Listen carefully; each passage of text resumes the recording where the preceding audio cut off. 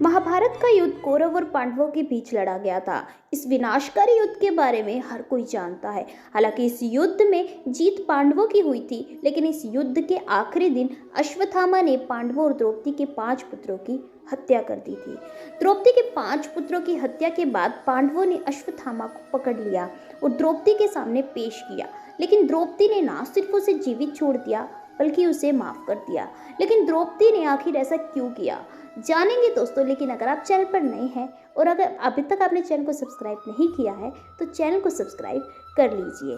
दोस्तों, महाभारत युद्ध के दौरान द्रौपदी और उसकी रानियां एक शिविर में रहती थी।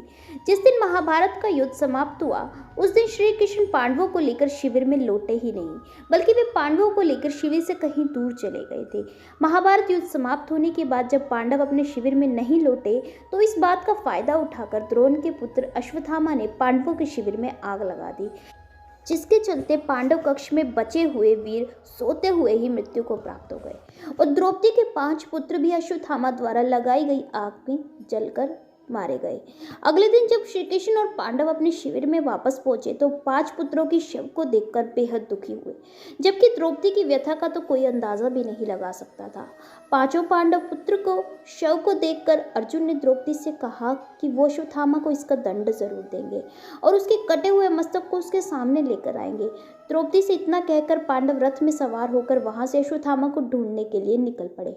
हालांकि पांडवों को देखकर अश्वत्थामा ने बचने की काफी कोशिश की, लेकिन उसकी हर कोशिश नाकाम रही। उसने खुद को बचाने के लिए ब्रह्मास्त्र तक का प्रयोग किया, बावजूद उसके अर्जुन ने उसे पकड़ ही लिया। अब कहा जाता है कि गुरु द्रोण का पुत्र होने के नाते अर्जुन ने अश्वत्थामा का वध नहीं किया, बल्कि रस्सियों से उसे बांधकर द्रौपदी के सामने ले आए। अश्वत्थामा को देखकर भीम ने कहा कि इस दुष्ट को जीवित रहने का कोई अधिकार नहीं है। जब द्रौपदी के सामने अश्वत्थामा को लाया गया तो वो चाहती तो उसे मृत्युदंड दे सकती थी, लेकिन उसने ऐसा नहीं किया। अश्वत्थामा को देखकर द्रौपदी ने पांडवों से कहा कि वो इसके गुरु से अस्त्र ज्ञान प्राप्त किया है, ये उसी गुरु के पुत्र है, इसलिए अश्वत्थामा को छोड़ दीजिए। द्रौपदी की ये बातें सुनकर अर्जुन ने अश्वत्थामा के मस्तक से मणि निकालकर उसे छोड़ दिया। दोस्तों, बात यह है कि द्रौपदी अपने पुत्र को खोने के बाद अपनी ममता में नजरों से उन्हें देख रही थी। वो उसकी माता कृपि के बारे में सोच रही थी। उसे अंदाजा था कि जो दुख उसे हुआ है अश्वत्थामा के मारे जाने पर उसकी माता कृपि को भी उतना ही दुखी होगा, इसीलिए उसने अश्वत्थामा को छोड़ने का फैसला कर लिया। पुत्रों की हत्या का बदला लेने के बजाय हत्यारे अश्वत्थामा को छोड़ने का फैसला किया। तब उनके फैसले को पांडवों को भी स्वीकार करना पड़ा। कहा जाता है कि अश्वत्थामा आज भी जीवित है और महाभारत काल से ही धरती पर भटक रहा है।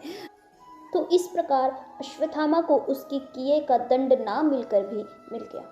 दोस्तों, वीडियो अच्छी लगी हो तो इसे ज़्यादा से ज़्यादा शेयर कीजिए, वीडियो को लाइक कीजिए।